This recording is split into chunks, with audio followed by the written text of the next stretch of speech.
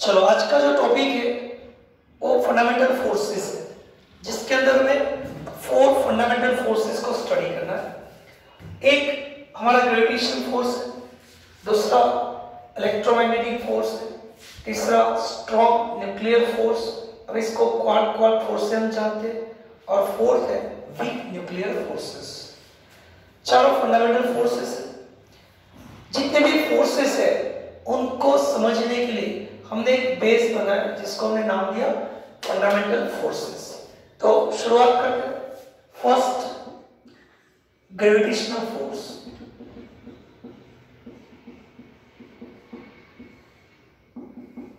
Sir Isaac Newton ने सबसे पहले हमें ऐसा बताया कि gravitational force is directly proportional to product of mass and inversely proportional to square of the distance between them। मतलब यहाँ पे अगर मैंने दो पार्टिकल लिए जिनका मास है m1 and m2, mass m1 and m2 है, तो दोनों के बीच ग्रेविटेशनल फोर्स क्या होगा?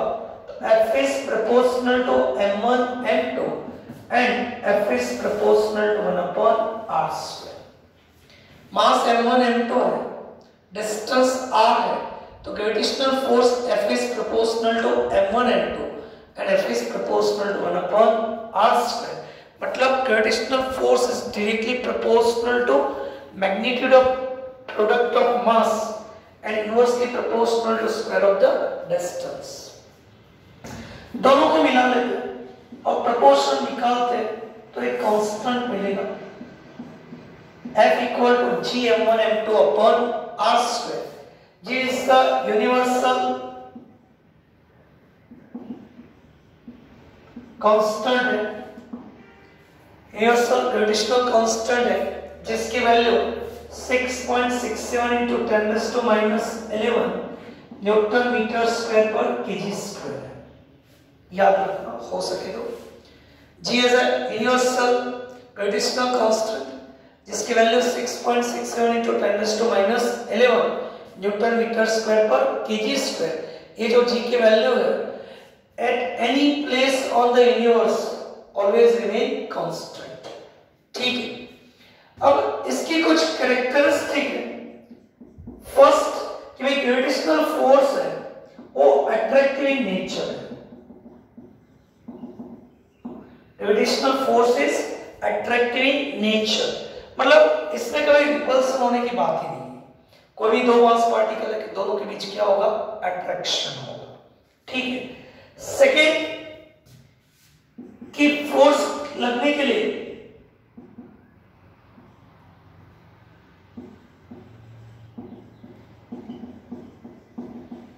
कोई मीडियम की जरूरत नहीं है।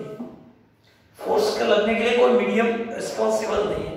फॉर एग्जाम्पल ऑब्जेक्ट को मैं यहां से छोड़ दूं या बीच में कोई वुडन पीस रखो और फिर छोड़ दो, बीच में ग्लास प्लेट रखो और छोड़ दो, तो सभी केस में the magnitude of gravitational force remain constant. मतलब the medium are not responsible to act the gravitational force. Also if we change the medium the magnitude of gravitational force remain constant। मतलब हमने अगर medium को change किया तो भी gravitational force का जो मैग्नीट्यूड है ऑलवेज भी सेम रहेगा। मीडियम पहले तो जरूरी नहीं है, और अगर मीडियम चेंज करेंगे तो भी मैग्नीट्यूड रिमेन सेम।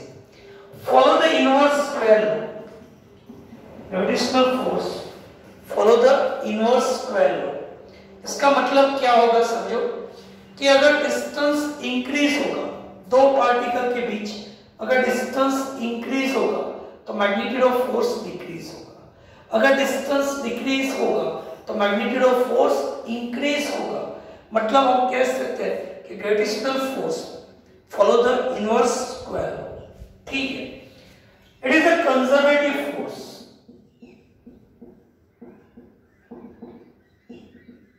हम एक चैप्टर में पढ़ने वाले हैं कि भाई कोई ऑब्जेक्ट है, इसको सीधा ऊपर ले जाओ और यही ऑब्जेक्ट को घुमा के आप ऊपर ले जाओ, हाइट सेम रखिए। तो दोनों केस में वर्क सेम रहेगा, मतलब कि work is independent to its पथ but depend on its position. इसको मैंने ऊपर ले जाने के लिए सीधा और टेढ़ा मेढ़ा दो रास्ते यूज किए, तो दोनों केस में वर्क सेम है, मतलब हम कह सकते हैं कि work is independent to its path. तो ऐसी कोई भी फील्ड होगी उसको हम कंजर्वेटिव फील्ड कहेंगे, और इसके अंदर जो भी फोर्स लगेगा उसको हम कंजर्वेटिव फोर्स कहेंगे। तो gravitational force as a conservative force, gravitational force as a conservative force, weakest in nature. जितने भी फंडामेंटल फोर्सेस है सब में वीक कौन सा फोर्स है? Gravitational force. वीक है फिर भी इसका इंपॉर्टेंस ज्यादा है। Why we study about the gravitational force? To measure the mass of planet, sun, earth, इसके लिए हम किसको यूज करते हैं? Law of gravitation. If we study about the planetary motion of star and planet, we use the gravitational force. Evolution और destruction of star कैसे होंगे उसको समझने के लिए हम किसका यूज कर रहे हैं? Gravitational force. ओके, तो वीकेस्ट इन नेचर है फिर भी इसका जो इंपॉर्टेंस है बहुत है, ठीक है। इसकी नोट्स मैंने आपको अच्छे से भेजा है। अभी मैंने यहाँ पे सिंपल फॉर्म में लिखा है, लेकिन आपको ऐसे नहीं लिखना, आपको प्रॉपर वे लिखना है। कैसे लिखना है? तो according to sir Isaac Newton, the gravitational force is directly proportional to product of mass but inversely proportional to square of the distance. So F is proportional to G, F is proportional to m1 m2 upon r square. So F equal to G m1 m2 upon r square. G is defined as a universal constant. Its value is 6.67 into 10 raised to minus 11 Newton meter square per kg square. फिर आपको लिखना है characteristic करके कि mass is the responsible part for the gravitational force. Who is responsible for gravitation? तो mass. Which type of gravitational force? तो attractive in nature. कैसा है? तो long range होगा, long range force, मतलब लार्ज डिस्टेंस तक इसकी जो रेंज है वो इनफाइनाइट है। दो प्लैनेट के बीच, अर्थ सन के बीच, अर्थ मून के सबके बीच कौन सा फोर्स लग रहा है? ग्रेविटेशन। इसकी जो रेंज है वो इनफाइनाइट है। Okay, attractive nature, medium is not required to act the gravitation force, और अगर मीडियम चेंज हुआ तो magnitude of gravitational force remain constant. Follow the inverse square law, weakest in nature, और इसका एप्लीकेशन, ये सब चीज आपको ग्रेविटेशनल फोर्स के अंदर लिखना है, ठीक है। चलो सेकेंड हमारा electromagnetic force.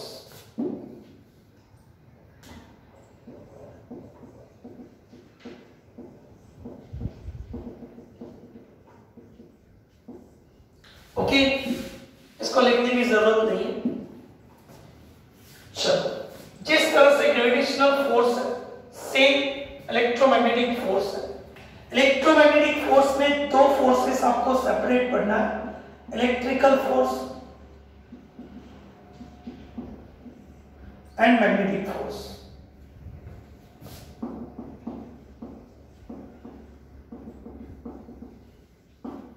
Electric force and magnetic force. Electric force Coulomb's ने लिया,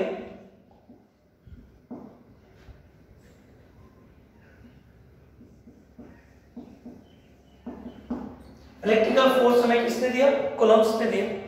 according to Coulomb, the electrical force is directly proportional to charge, product of charge, and inversely proportional to square of the distance between two particle. जिस तरह से ग्रेविटेशनल फोर्स था same electrical force है। Electrical force is directly proportional to product of magnitude of charge and inversely proportional to square of the distance between two particles। दोनों को मिला के proportion निकालो तो हमें एक इक्वेशन मिलेगा, F equal to K Q1 Q2 upon R square।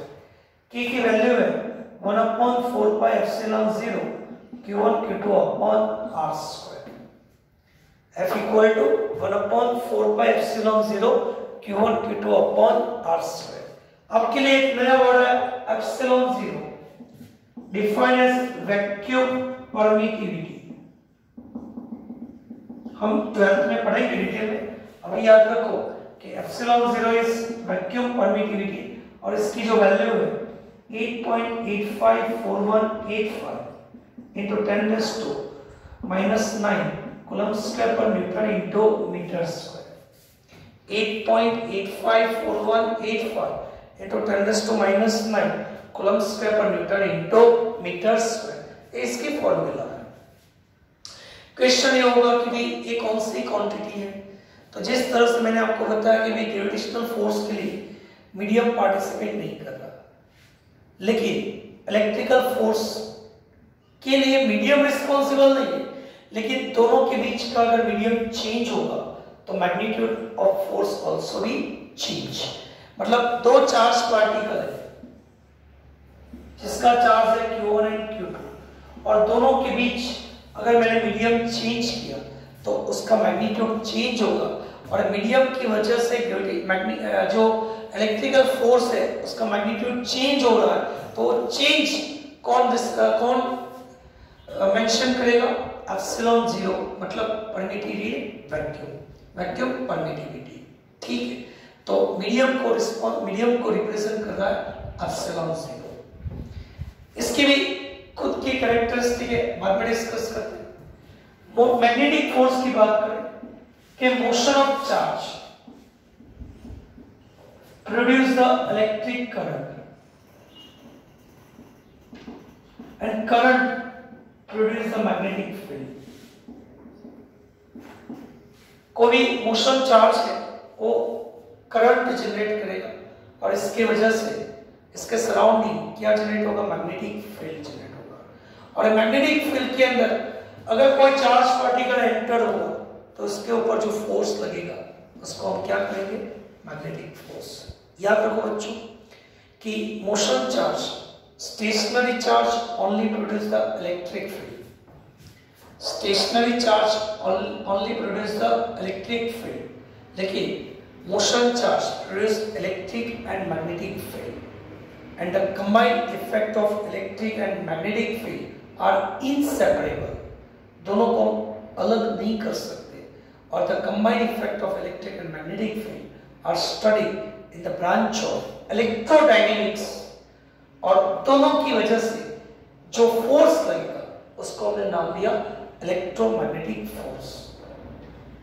The resultant force act on a charged particle by electric and magnetic field is defined as electromagnetic force। इतना समझ में आ गया बच्चों?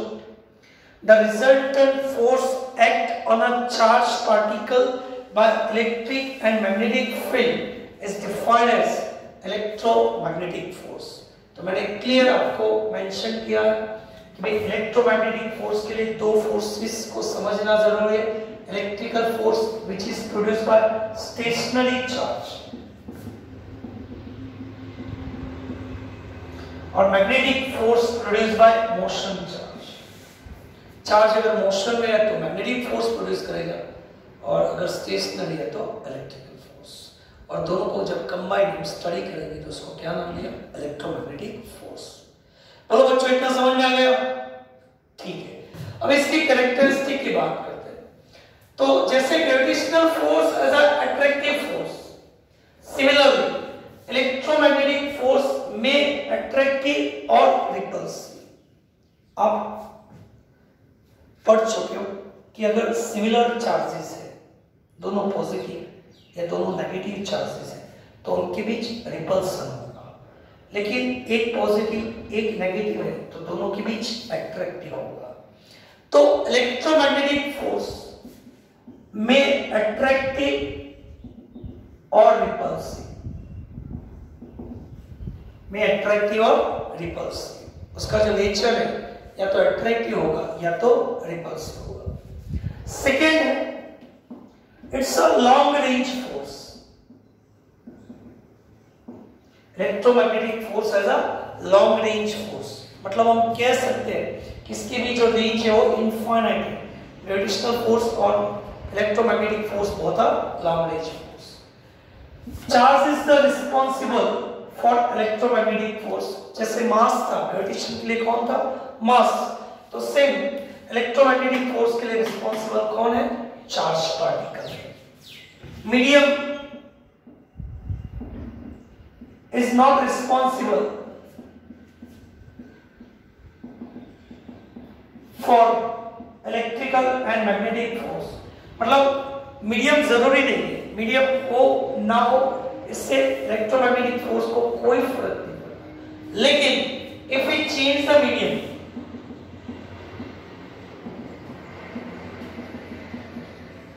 if medium will change, the magnitude of force must be changed।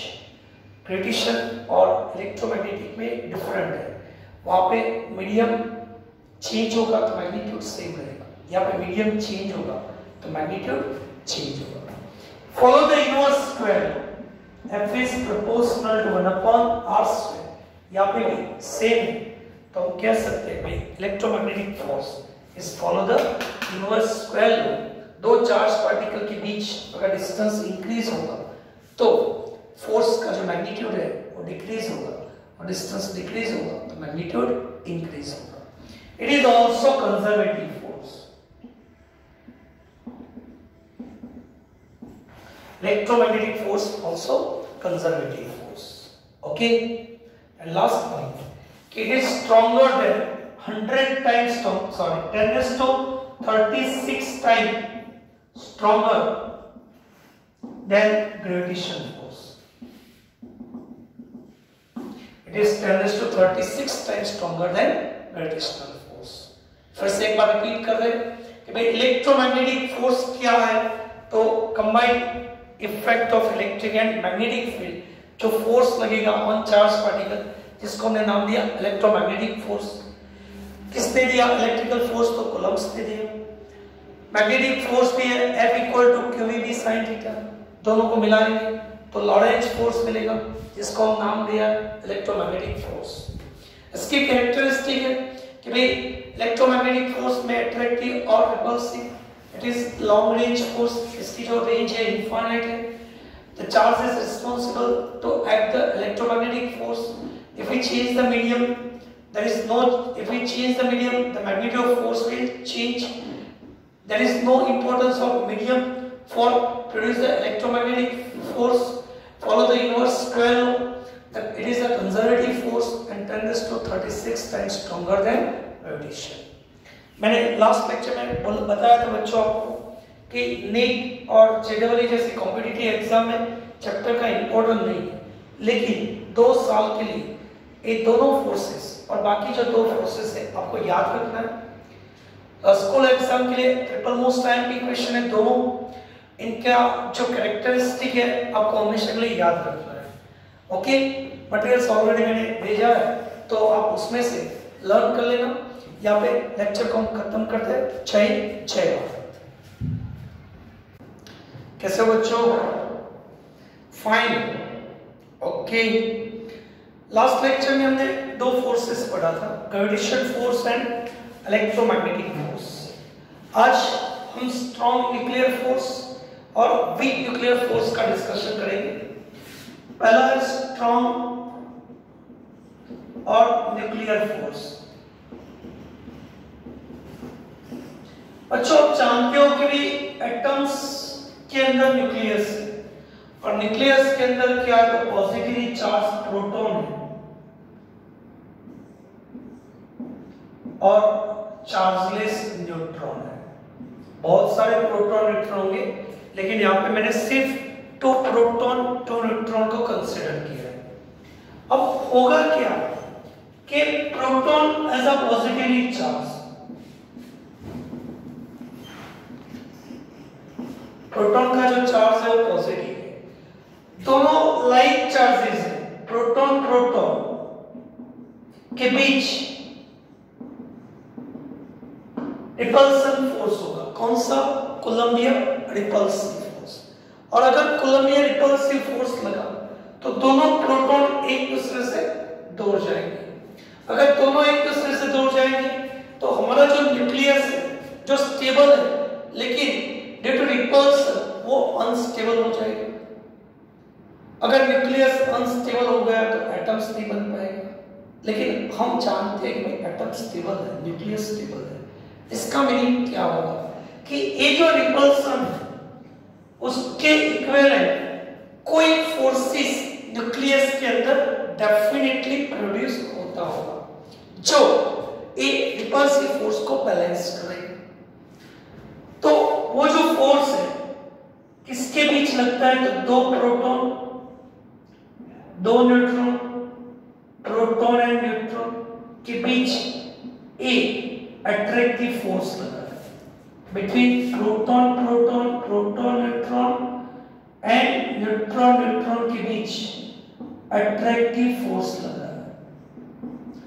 और ये जो attractive force है ये रिपल्सन को बैलेंस करता है जिसकी वजह से न्यूक्लियस के अंदर ये जो प्रोटॉन न्यूट्रॉन है एक दूसरे के साथ जोड़ के रखते हैं।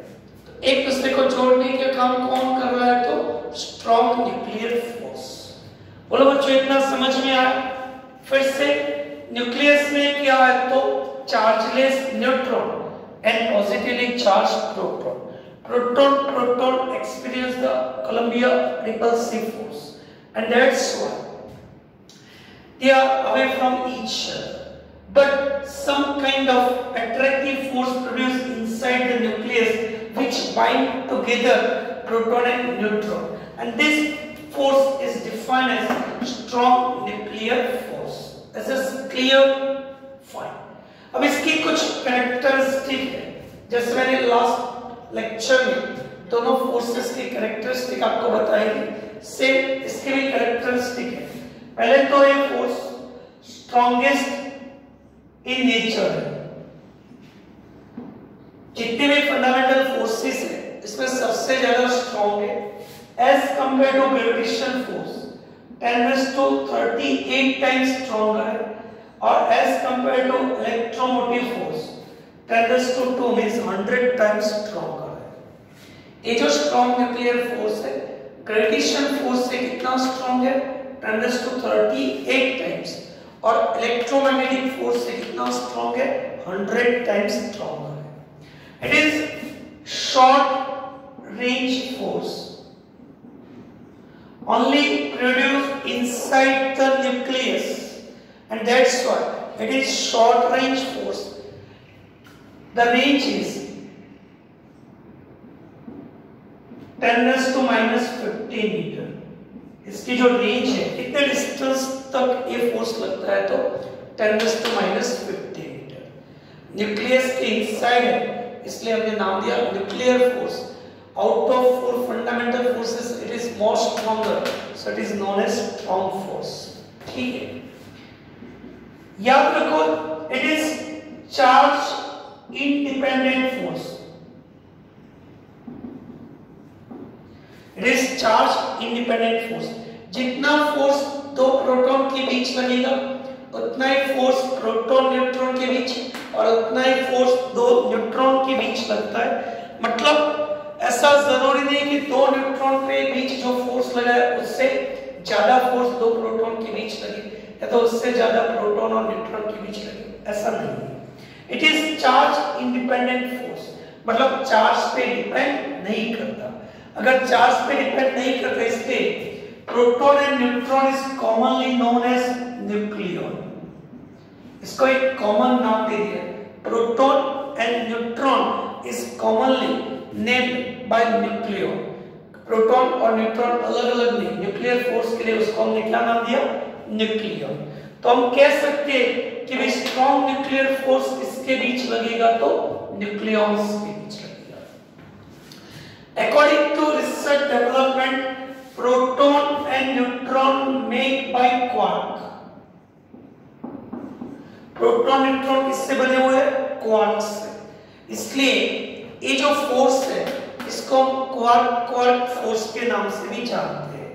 ठीक है बच्चों, तो ये हमारा स्ट्रॉन्ग न्यूक्लियर फोर्स है। पहले आपको एक्सप्लेन करना है कि why strong nuclear force inside the nucleus. Strong nuclear force की वजह से न्यूक्लियस में क्या हो रहा है वो आपको डिफाइन करना है, और इसके बाद इसके कैरेक्टरिस्टिक आपको लिखना है। समझ में आ गया? मैंने जो नोट्स आपको भेजा है उसमें बहुत अच्छे से मैंने लिख कर दिया हुआ है, वो आप नोट्स उसमें से कॉपी पेस्ट कर लेना और इस तरह से आप याद रखना। ठीक है बच्चों? चलो नेक्स्ट हमारा फोर्स है वीक न्यूक्लियर फोर्स।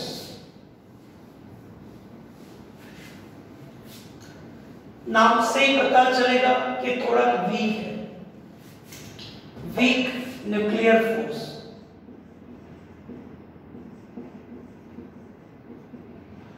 न्यूक्लियर इसलिए कि ये भी कहां पे प्रोड्यूस होगा? Inside the nucleus. ये न्यूक्लियस के अंदर न्यूट्रॉन एंड प्रोटॉन है। प्रोटॉन मोस्ट स्टेबल पार्टिकल है, लेकिन न्यूट्रॉन जो है फ्री स्टेट में अनस्टेबल है। न्यूट्रॉन फ्री स्टेट में कैसे? अनस्टेबल, जिसकी वजह से जब one neutron is converted into one proton, one neutron is converted into one proton, the beta particle are emitted, plus आपकी बुक में लिखा है न्यूट्रिनो, इसलिए मैंने मटेरियल्स में भी न्यूट्रिनो लिखा है, लेकिन एक्चुअल में बीटा पार्टिकल के साथ आएगा एंटी न्यूट्रिनो पार्टिकल। ये एंटी न्यूट्रिनो है, लेकिन बुक में न्यूट्रिनो है, इसलिए मैंने न्यूट्रिनो लिखा है कि one neutron is converted into one proton. The negatively charged beta particle means electron and chargeless neutrino particle are emitted. So here the anti-neutrino particle, that is neutrino particle, interact with beta particle as well as another fundamental particle. The force is arise, which is known as week nuclear force. ये जो chargeless हमारा neutrino particle है,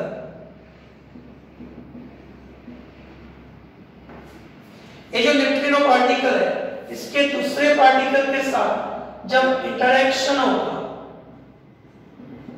उस वक्त जो force लगेगा वही force को हमने क्या नाम दिया? Week nuclear force. उसको हम किस नाम से जानते हैं? Week nuclear force.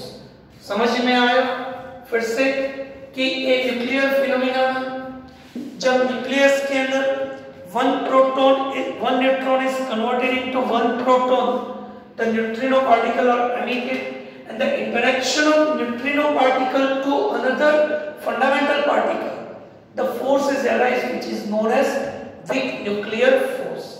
Again it is short range force जिसकी रेंज है 10⁻⁻16 मीटर। न्यूक्लियस के बाहर निकलने के बाद दूसरे पार्टिकल के साथ इंटरेक्शन हो रहा है, मतलब उनके बीच का जो डिस्टेंस है न्यूक्लियस की साइज से भी थोड़ा कम है, तो इसकी जो रेंज है याद रखना 10⁻16 मीटर, मतलब ये शॉर्ट रेंज फोर्स है। ओके नेक्स्ट, इसके लिए हम कह सकते हैं कि भाई वीक न्यूक्लियर फोर्स है, ग्रेविटेशन फोर्स से स्ट्रॉन्गर है, लेकिन electromagnetic force and strong nuclear force की कंपैरिजन में कैसा है? वीक है। ओके, तो इसमें ज्यादा कुछ एनसीईआरटी में नहीं, लेकिन आप याद रखना ये फिनोमेना में उसमें नहीं लिखा, लेकिन मैंने ऑलरेडी मटेरियल्स में भेजा है कि भाई ये फिनोमेना थ्रू एक पार्टिकल रिलीज होगा और एक पार्टिकल दूसरे पार्टिकल के साथ जब इंटरेक्ट होगा उस वक्त जो फोर्स जनरेट होगा उसको हमने क्या नाम दिया? Week nuclear force. वीक है फिर भी प्रैक्टिकली बहुत सारे केस में हमें उसको स्टडी करना पड़ता है। ग्रेविटेशन से स्ट्रॉन्ग है, लेकिन बाकी फोर्स में कैसा है? वीक है। अप्रोक्सीमेटली 10⁻25 टाइम्स ग्रेविटेशन से स्ट्रॉन्ग है, लेकिन इलेक्ट्रोमैग्नेटिक फोर्स और स्ट्रॉन्ग न्यूक्लियर फोर्स की कंपैरिजन में कैसा है? वीक है। ठीक है, अब ये फोर फोर्सेस है, इनकी कंपैरिजन हमें करना है, और कंपैरिजन खास याद रखना 2 मार्क्स के इंपॉर्टेंट क्वेश्चन, या फिर नेचर लिखते या तो टाइप्स ऑफ फोर्स, या फिर कंपैरिजन लिखते relative strength,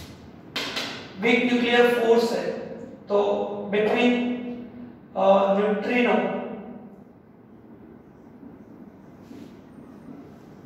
to another fundamental particle,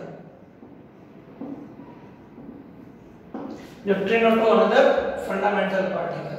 okay, third हमारा इलेक्ट्रोमैग्नेटिक फोर्स, जिसकी भी रेंज इनफाइनाइट थी। इसका नेचर या तो अट्रैक्टिव होगा और रिपल्सिव होगा, या तो अट्रैक्टिव होगा या तो रिपल्सिव होगा। ओके, किसके बीच? तो between two charge particle, between two stationary charge particle. मैंने क्लैरिफिकेशन दिया था, between two stationary charge particle.